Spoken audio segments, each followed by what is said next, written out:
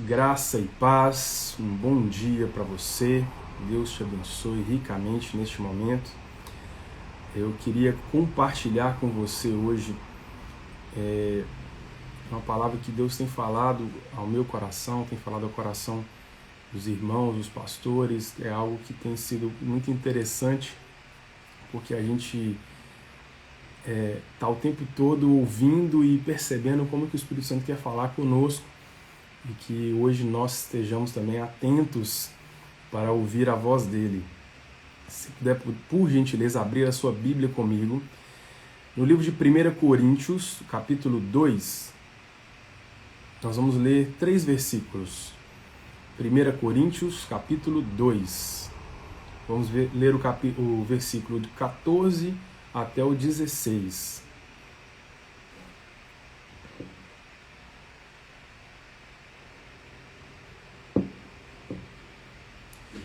Diz assim a palavra de Deus em 1 Coríntios 2, 14 a 16. Quem não tem o Espírito não aceita as coisas que vêm do Espírito de Deus, pois lhes são loucura e não é capaz de entendê-las porque elas são discernidas espiritualmente. Mas quem é espiritual discerne todas as coisas e ele mesmo por ninguém é discernido. Pois quem conheceu a mente do Senhor para que possa instruí-lo? Nós, porém, temos a mente de Cristo. Eu queria reforçar essa última frase. Nós, porém, temos a mente de Cristo. E é basicamente sobre isso que eu quero compartilhar, que eu quero falar com você, né? Porque você sabe que quando a nossa mente muda, a nossa vida muda. Não é assim? Nosso comportamento muda. E eu até estava pensando num exemplo, eu gosto de trazer exemplos, né? Um exemplo que eu queria compartilhar com você. Se você já assistiu algum filme, tem vários filmes dos Estados Unidos, filmes norte-americanos, e também tem 2 filmes brasileiros que isso acontece, as pessoas trocam de corpo, trocam a mente de corpo, sabe como é que é? Aqui no Brasil tem aquele Se Eu Fosse Você, né? E aí o cara lá troca de mente com a esposa. É engraçado, né? A gente vê aqueles comportamentos que não condizem com o corpo da pessoa e tudo mais, tudo bem. Mas para a gente entender melhor, né? A mente da pessoa que foi trocada começa a falar para o corpo fazer algo que aquele corpo não está acostumado, né? Não é o corpo simplesmente que executa, ele executa aquilo que a mente dele define, determina, não é assim? Então, a gente entende, não por causa do filme, né? Mas o filme só usando como exemplo, a gente sabe que a partir da mudança da mente, os comportamentos dessa nova mente vão começar a ser expressos no corpo, não é assim? A questão é que a gente sabe disso, né? Então, nós, porém, temos a mente de Cristo. O que dá para entender, então, de cara, que o comportamento de Cristo vai ser expresso através dos nossos corpos, não é verdade? A questão é que a gente, seres humanos, né, nós, temos o hábito de inverter as coisas. Já parou para pensar nisso?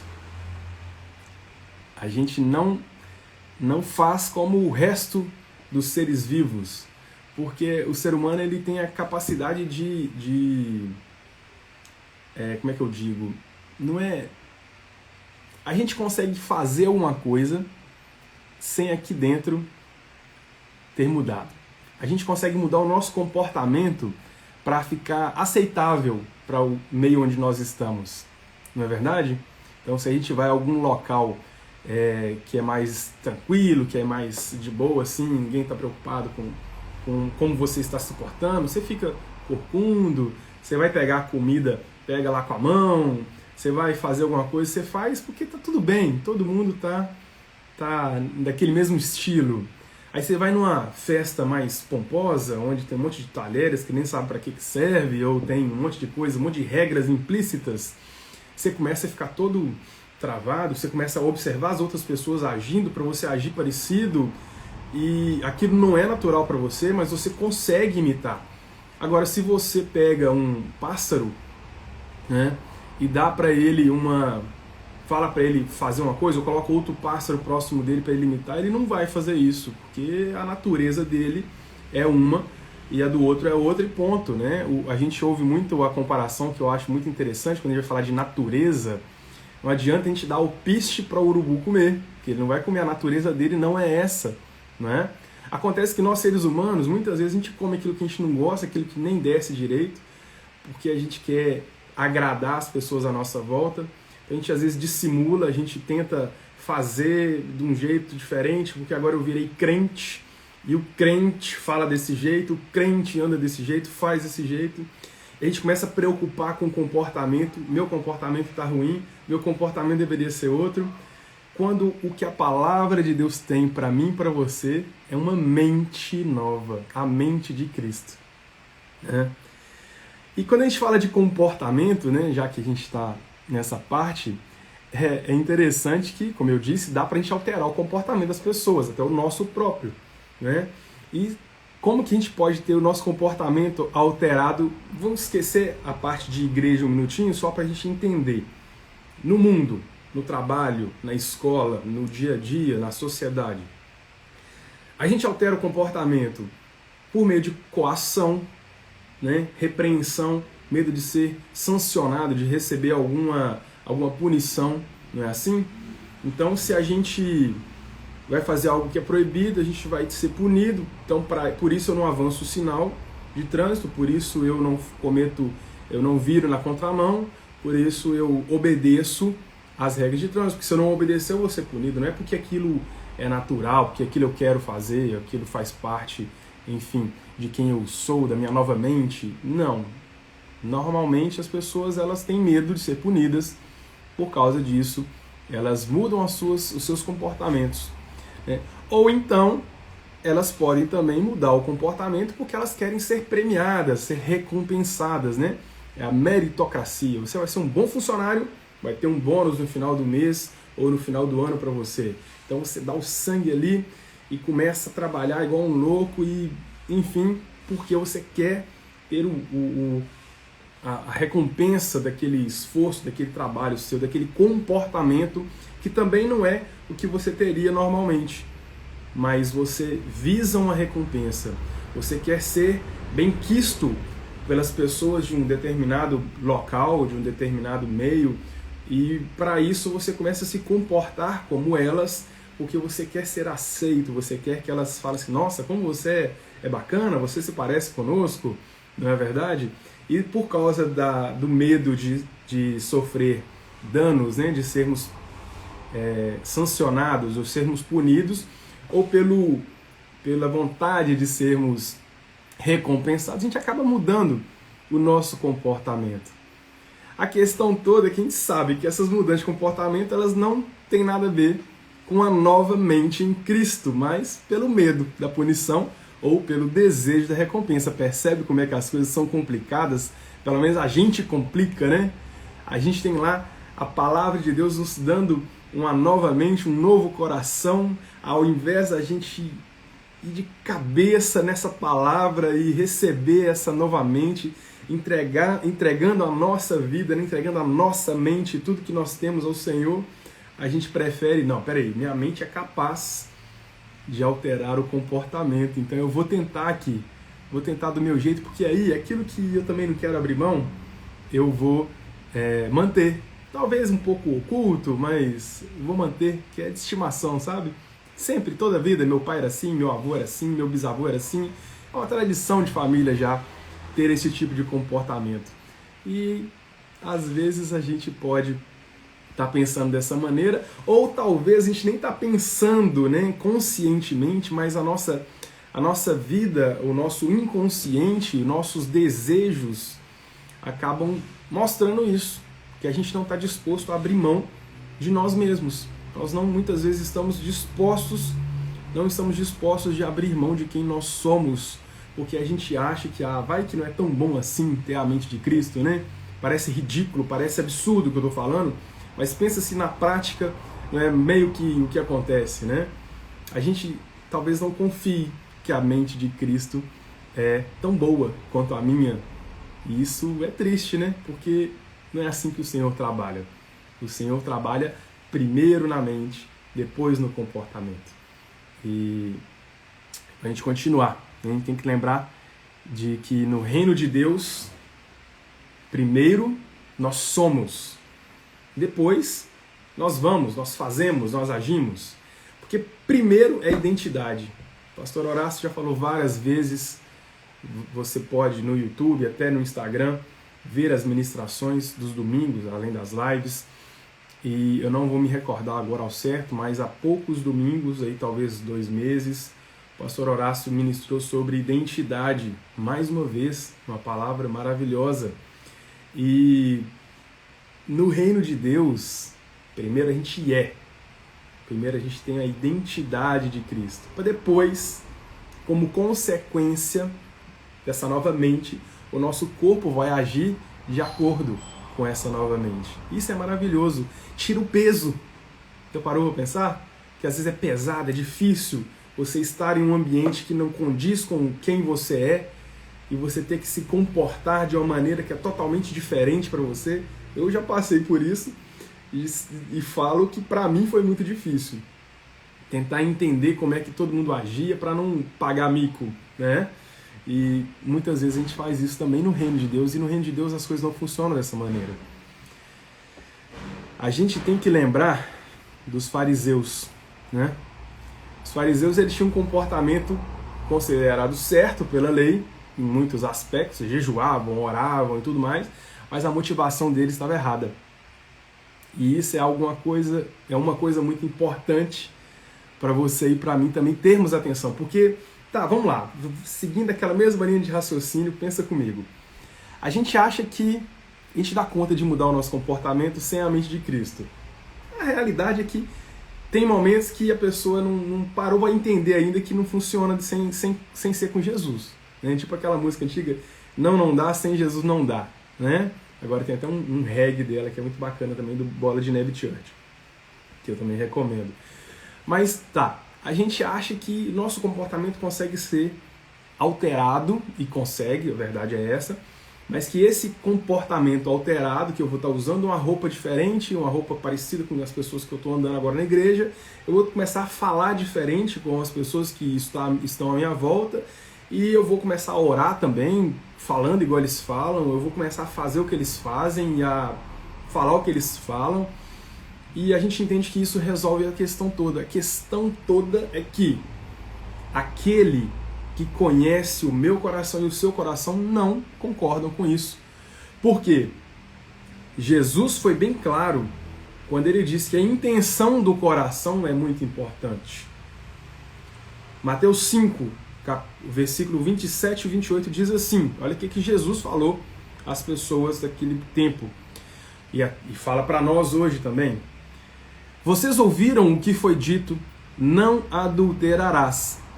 Mas eu lhes digo, qualquer que olhar para uma mulher para desejá-la, já cometeu adultério com ela no seu coração. Então, peraí. Adulterar é um comportamento, é uma atitude, é uma ação executada, certo? Olhar, imagina assim, ó, olhada discretinha para o lado, ela pode não ser pecado. Mas se a intenção do coração da pessoa que olhou é adulterar com ela, desejá-la, já cometeu adultério em seu coração. Então perceba que quando a gente fala de comportamento, para nós, seres humanos, para a sociedade, tudo bem. A gente vai se enganar. Talvez enganar a gente mesmo, enganar as pessoas à nossa volta. Mas e aquele que conhece as intenções do nosso coração? E aquele que nos julgará, né, no grande dia, que nós esperamos ansiosos por ele, ele conhece a nossa intenção, não é verdade? Não adianta a gente ser nada, a gente ter cargo na igreja, a gente ter função na igreja, a gente ter qualquer coisa e agir da forma que as pessoas esperam, se a motivação do nosso coração não condiz com aquilo que a palavra de Deus diz, se não condiz com o que o Espírito Santo tem para mim e para você. Então, a gente pode ficar tranquilo que se a gente não tiver uma mente renovada, a gente não tem uma vida cristã verdadeira. A gente pode simplesmente ter um comportamento diferente.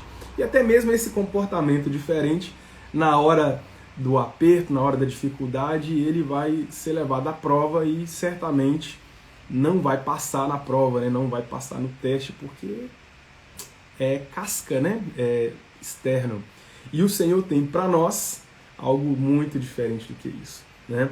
A gente fala muito também na comunidade, eu acredito que você já tenha tido a oportunidade de ouvir, quando Paulo fala em Colossenses 2 sobre os ensinamentos religiosos, né? Olha, não manuseie, não prove, não toque.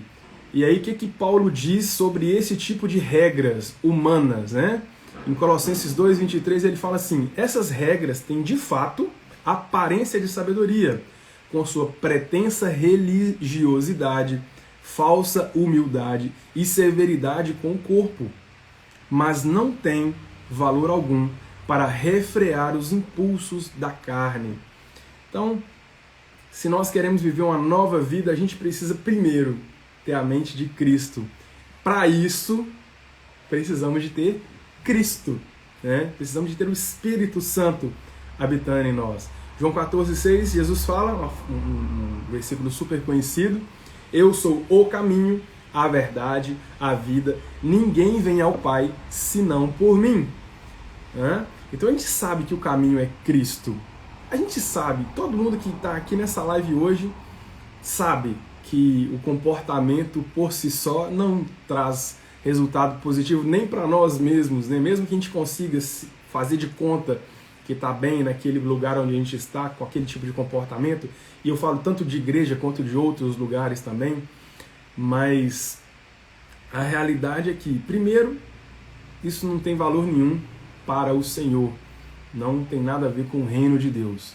Segundo, a gente fica muito frustrado. Eu não sei vocês, mas eu já tive essa triste experiência de tentar parecer ou tentar ser aquilo que eu não sou aqui ainda. E fiquei muito frustrado, não valeu a pena para mim, né? Eu acho que também não vai valer a pena para você. A questão toda é que nós precisamos de Jesus, precisamos do Espírito Santo habitando em nós, precisamos de um novo coração. E o lindo, o mais top, o maravilhoso é que Ele, Jesus Cristo, já fez tudo por mim e por você. Porque por causa do nosso pecado a gente precisava de morrer. O salário do pecado é a morte. Jesus morreu sem pecado por mim e por você. Na sua morte, Ele nos incluiu, de modo que nós podemos então morrer com Ele para o pecado e ressuscitar com Ele para uma nova vida em Cristo, para uma nova mente renovada em Cristo, para um novo coração disposto a obedecer a palavra.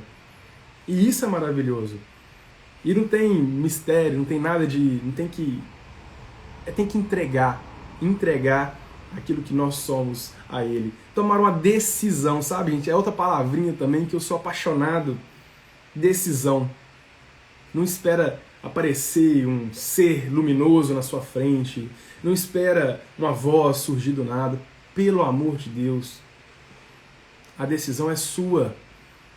A palavra de Deus está repleta de explicações, de palavras, para que você possa simplesmente, racionalmente entender: isso é o melhor para mim, é isso que eu quero, a partir de hoje eu decido, essa é a vida que eu quero a mente de Cristo em mim. Ah, mas então é mágica, eu falo isso e está tudo resolvido? Não, isso aí é você entregando. A decisão, ela faz parte, porque quando você decide uma coisa, você abre mão de outra, não é verdade? Se eu decido por isso aqui, eu abro mão de outras coisas que estão aqui. Não consigo pegar outra coisa com essa mão, não é? Então a questão toda é que a decisão que nós temos de tomar em Cristo Jesus vai fazer com que a gente abra mão desse comportamento de casquinha que não tem nenhum valor, desta mente que não está apta a agir de acordo com a vontade de Deus. Mas se nós temos Cristo no nosso coração, aí sim. Abre comigo, por favor, Efésios 4, 22 e 24. Essa é o seguinte, você vai falar comigo assim, tá bom, John, deixa eu te falar, eu já nasci de novo, cara, eu já tomei essa decisão na minha vida, eu já falei com o Senhor que essa é a vida que eu quero pra mim, e eu fiquei firme, mas, cara, às vezes tem uns negócios meio difícil, às vezes eu acho que não sei, sabe? Então, Efésios 4, 22, eu quero falar um pouquinho com você sobre isso pra gente encerrar, tá? Diz assim, quanto à antiga maneira de viver, vocês foram ensinados a despir-se do velho homem, que se corrompe por desejos enganosos, a serem renovados no modo de pensar, a revestir-se do novo homem, criado para ser semelhante a Deus, em justiça e santidade provenientes da verdade. Né? Então, pensa comigo, meus amados, minhas amadas. Se nós tomamos uma decisão na nossa vida, então nós cremos que o Espírito Santo habita em nós, cremos que Cristo, a mente dele está em nós, Cristo habita em nós, nós somos templo do Espírito Santo, templo do Senhor. E por meio dele, por meio do Espírito Santo, nós temos condição de crescer continuamente, sabe? Nosso corpo de carne e osso, que tem hábitos que a gente não gosta, hábitos do passado, de antes da gente tomar essa decisão em Cristo, o corpo continua o mesmo, nós não fomos glorificados ainda. Não recebemos um novo corpo glorificado. Então a palavra de Deus fala para mim e para você, olha, nós vamos despojar do velho homem, nós vamos nos despir do velho homem, nós vamos abandonar estes hábitos de uma forma contínua e crescente. Sabe o problema, gente? O problema é que às vezes a gente acha que a vida cristã é uma montanha-russa. Tá lá cheio de fé, fé, glória, glória, aí já tá mal deprê, pecado, pecado, pecado. Não é assim. Não é assim. A vida cristã, de acordo com a palavra de Deus, ela é crescente. Ela é de fé em fé, de glória em glória. Então nós precisamos, despojando, despojando, despojando, crescendo, crescendo, amadurecendo. É essa a vida do cristão. Quer dizer então que a gente vai ficar top de... Não sei.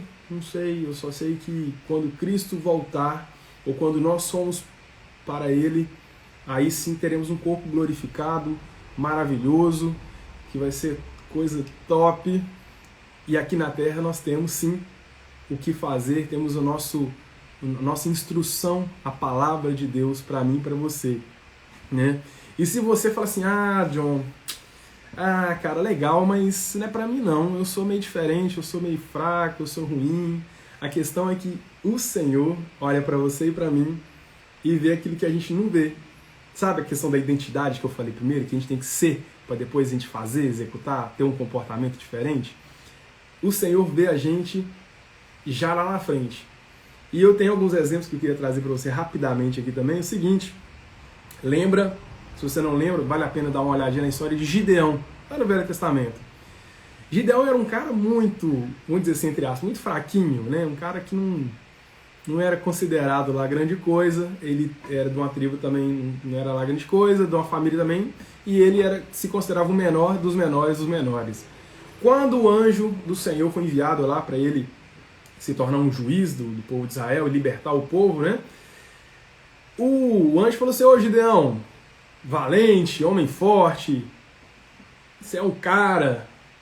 E eu falei, esse cara tá doido, mano, ele não sabe quem que eu sou, não? Você tá falando com a pessoa errada, eu não sou esse cara aí, não. Porque o Senhor conhece a gente de verdade, sabe? Ele sabe quem que a gente pode ser, quem a gente pode se tornar com Ele, é lógico, né? Nossa, agora eu tô super motivado porque o anjo falou isso, agora eu vou dar licença, anjo, que agora eu vou fazer aqui, vou lá no meu coach, eu vou fazer... Não é isso não, calma. É com Ele, é com o Senhor. A visão de identidade que Ele tem para você e para mim é com o Senhor na nossa vida, com o Espírito Santo. Então não ache que você é pior do que ninguém porque você não é. E não ache que você é melhor do que ninguém porque também não é. Somos todos iguais, né? A nossa humanidade é a mesma. Mas o Espírito Santo que habita em nós é maravilhoso e nos transforma e faz de nós novas criaturas, né? A gente sabe que por meio do Espírito Santo, por meio da nova mente de Cristo em nós, da nova mente em nós, né? A mente de Cristo em nós, não a nova mente de Cristo, mas por meio da mente de Cristo em nós, por meio do Espírito Santo habitando em nós, nós temos sim vida nova, comportamentos transformados, não porque eu quero ficar igual a todo mundo, não porque eu quero ser aceito, mas porque eu já sou, eu sou, e porque eu sou, porque a minha identidade é essa, eu posso sim ficar tranquilo e ser quem eu sou e agir como quem age, né? Porque a mente de Cristo é quem conduz o meu comportamento.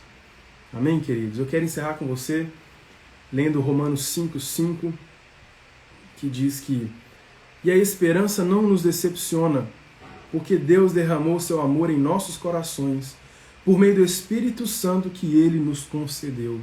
Sabe, querido, se em algum momento tem sido difícil para você, se você ouve essa palavra e fala assim, cara, faz todo sentido, mas eu não estou me identificando, saiba que a esperança não nos decepciona, porque o Espírito Santo habita em nós. E se Ele habita em você, você tem a esperança, sabe?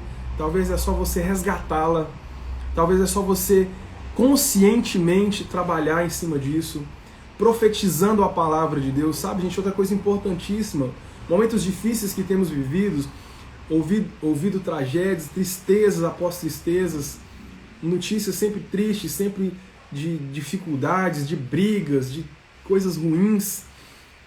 Profetize a palavra de Deus, pegue o texto sagrado, fale o texto sagrado, isso é profetizar.